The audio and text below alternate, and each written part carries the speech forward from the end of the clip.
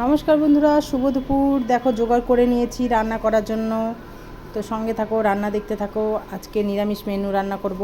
তো দেখো কচুরলতি করব, এদিকে পটলের রসা ডাঁটা দিয়ে ডাল করব, এদিকে চাল ভিজিয়েছি, ভাত রান্না করব। তো সঙ্গে থাকো।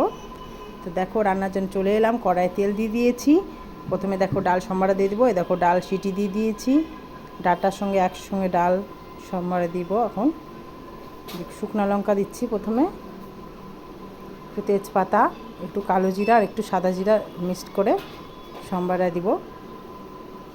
তো সম্বারে দেখো একটু দিয়ে দিলাম, ভেজে নিচ্ছি। এখন ডালটা ঢেলে দেবো।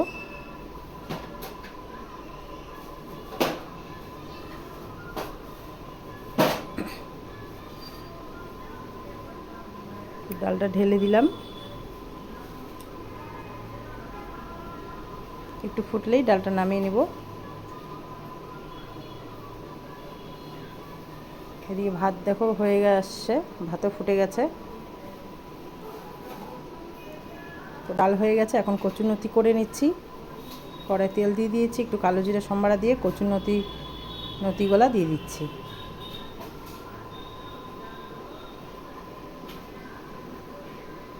নতির মধ্যে একটু লবণ হলুদ দিয়ে দিচ্ছি স্বাদ মতো, দিয়ে এটা ভাজা ভাজা করব।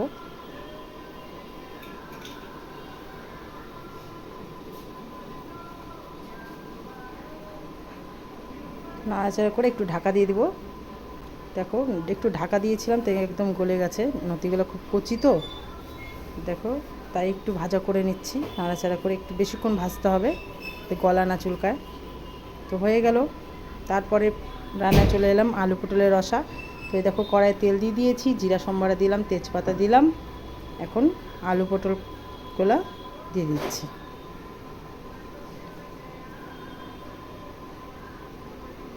আলু পটল দিয়ে এর মধ্যে লবণ হলুদ দিয়ে নাড়াচাড়া করে ভালো করে এটা ভাজতে হবে।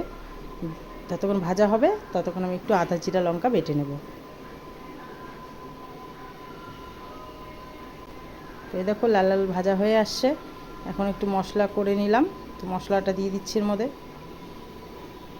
এখানে কাঁচা লঙ্কা আর আদা বাটা দিছি, আর হলো একটু জিরার গুঁড়া দিয়ে দেবো। একটু ধুয়ে দিলাম মশলা বাটিটা, আর একটু জিরার গুঁড়া আর একটু অল্প কাশ্মীরি লঙ্কা গুঁড়া দেবো, যাতে একটু কালার আসে।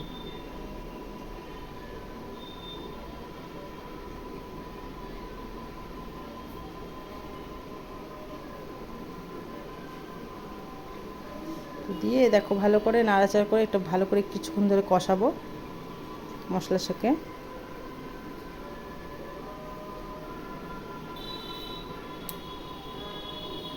দেখো মশলা কষানো হয়ে গেছে। এখন একটু মাখা মাখা ঝোল করার জন্য একটু জল দিয়ে দিচ্ছি। দেখো ফুটে আসছে, হয়ে গেছে আমার রান্না তৈরি। দেখো ডাল, এদিকে কচুরলতি, এদিকে ভাত আর আলু পটলের রসা হয়ে গেল। তো রাখছি বন্ধুরা। কেমন লাগলো রান্নার ভিডিওটা? ভালো লাগলে লাইক কমেন্ট শেয়ার করে দিও। তো টাটা।